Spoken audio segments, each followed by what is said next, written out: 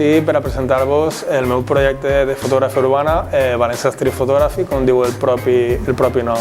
El projecte trata sobretot de fotografia urbana de València, en la intenció de que es vegi reflexat el que és la ciutat de València a través de les persones que conviuen amb ella i, diguem, la relació o l'intercanvi que hi ha entre les persones que habiten a la ciutat amb la pròpia ciutat.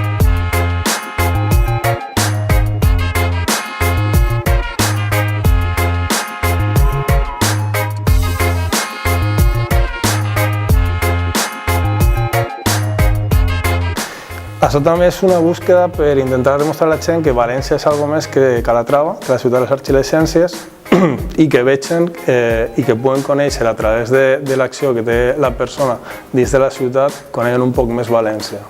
Representar l'essència de València i de la seva gent.